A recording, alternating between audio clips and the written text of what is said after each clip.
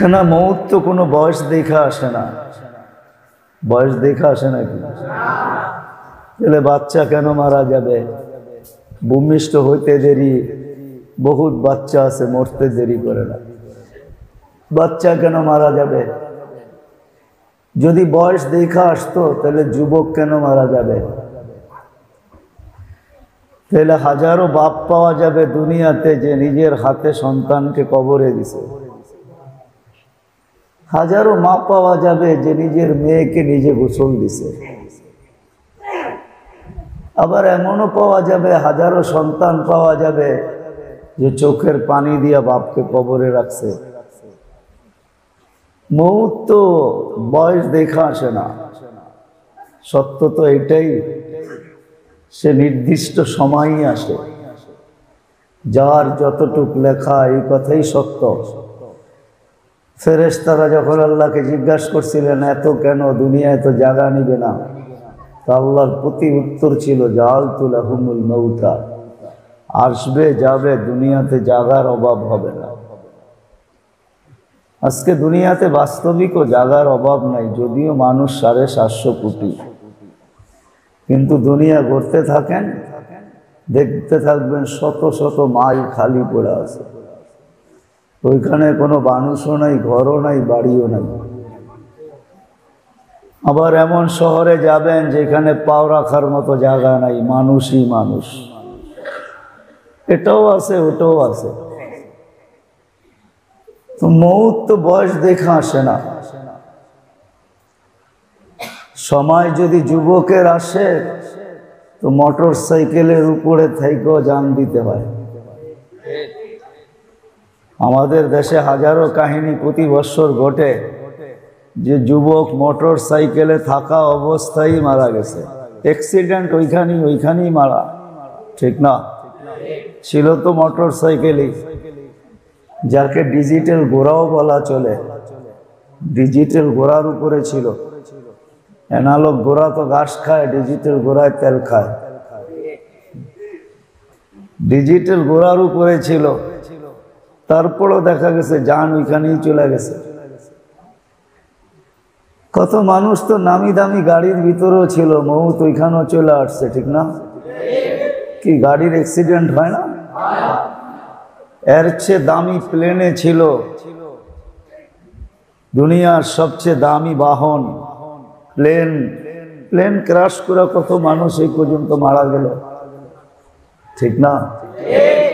আবার কত মানুষ নিজের বাড়ির বিছনায় আরামের ঘুম রাত্রে ঘুমায় গেছে, ঘরওয়ালারা মনে করছে আরামে ঘুমাইতেছে, নিঝুমে ঘুমাইতেছে, সময় পার হওয়ার পরে জাগায় দেখে যে না, অনেক আগেই দুনিয়ার থেকে চলে গেছে।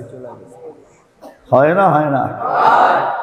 আবার এমনও মানুষ পাওয়া যায় যে সেজদায় ছিল, মানুষ মনে করতেছে সেজদার তসবিহ একটু লম্বা পড়তেছে, কিন্তু তারপরে ভাবতেছে এত লম্বা পড়বে কেন, 3 বারের জায়গায় না হয় 6 বার পড়বে, 6 বারের জায়গায় না হয় 9 বার পড়বে, 9 বারের জায়গায় না হয় 12 বার পড়বে।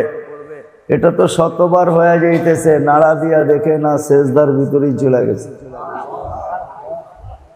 এটাও তো আছে।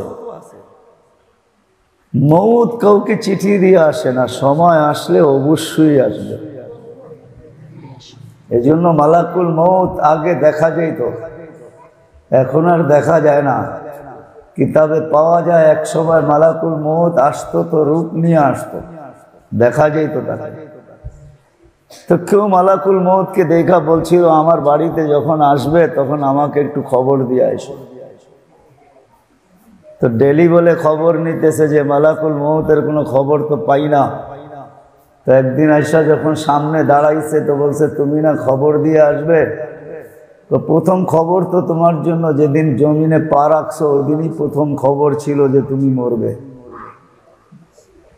খবর হলো না কোত্থেকে, প্রথম যেদিন পা দিলে ওদিনই তো খবর ছিল যে তুমি একদিন না একদিন মরবে।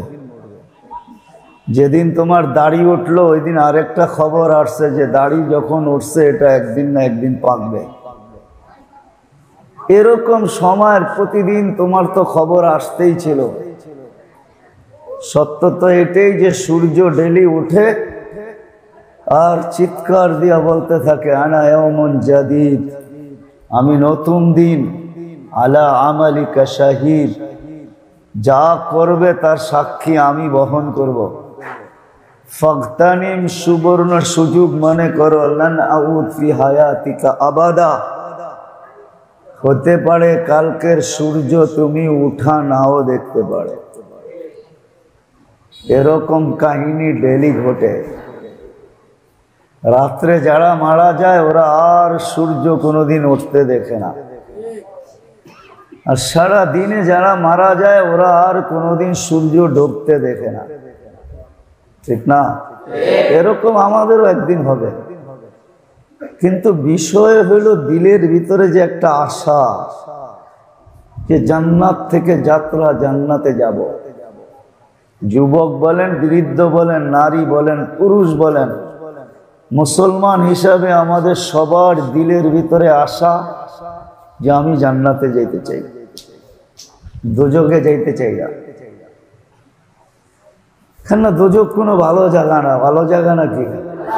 হ্যাঁ, হায় হায়, আমাদের নবীজি সাল্লাল্লাহু আলাইহি ওয়াসাল্লাম দোজখ দেখা এসব বলছে দোজখ কি জিনিস, জান্নাত দেখা এসব বলছে জান্নাত কি জিনিস।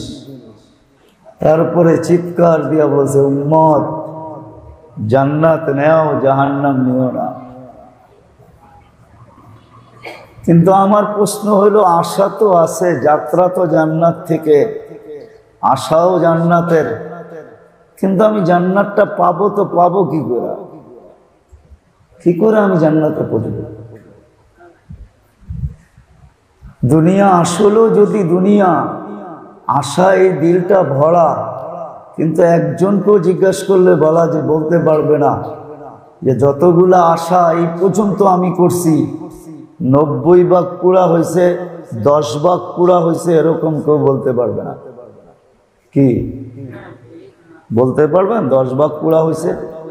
হ্যাঁ, যাদের চুল পাইকা গেছে, দাড়ি পাইকা গেছে, এদেরকে যদি জিজ্ঞেস করি বিয়ের আগে আপনার মনেও একটা আশা ছিল যে আম্মাজান হবে তো হবে কিরকম, এখন চুল পাইকা গেছে, দাড়ি পাইকা গেছে, বিয়ের আগে যেরকম আশা করছিলেন এরকম কি হইল?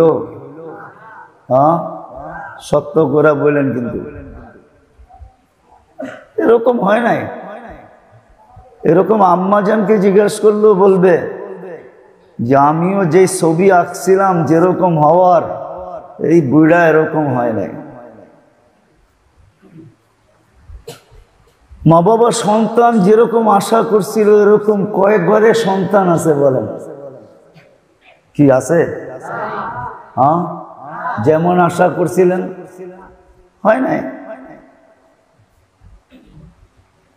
সন্তান যেরকম মা বাবা আশা করছিল, কোনো সন্তান হাত উঠায় বলো যে আমি যেরকম আশা করছিলাম মা বাবা এরকম হয় নাই। এটাও সত্য, ঠিক না? ভাই যেরকম ভাই আশা করছিল এরকম ভাই হয় নাই, এটা প্রত্যেক ভাই হাত উঠায় বলবে। বোনও বলবে যেমন ভাই চাইছিলাম এমন ভাই হয় নাই। ভাবছিলাম বিয়ের আগে যেরকম আমাদেরকে আপন ভাবে, হায় ভাই বিয়ে করতে দেরি, পর হইতে দেরি হয় নাই, ঠিক না? হ্যাঁ, সত্য তো। এরকম প্রত্যেকটা সম্পর্ক যদি নিয়ে আসি তাহলে যতটুক আশা ছিল এতটুক হয় নাই। এরকম যদি কর্ম মনে করি, কর্ম প্রবাসে থাকুক আর দেশে থাকুক, যতটুক আশা নিয়ে কুয়েতে গেছিল এতটুক আশা মনে হয় পুরা হয় নাই। যতটুক আশা নিয়ে মালয়েশিয়ায় গেছিল এতটুক আশা মনে হয় পুরা হয় নাই। যতটুক আশা নিয়ে আমেরিকা গেছিল অতটুক আশা পুরা হয় নাই। কর্মের দিক দিয়েও কিন্তু আশা পুরা হয় নাই। শিক্ষা দীক্ষা যদি নেই তাহলে এক যুবকও বলতে পারবে না আমি যতটুকু আশা রাখছিলাম, আমি শিক্ষা দীক্ষা এতটুকু আশা আমার পূরণ হয়েছে, পরীক্ষায় যতটুকু নাম্বার ভাবছিলাম অতটুকু নাম্বার আমি পাই নাই। সব জায়গায় নাই নাই নাই নাই নাই নাই এই শব্দটাই আসবে।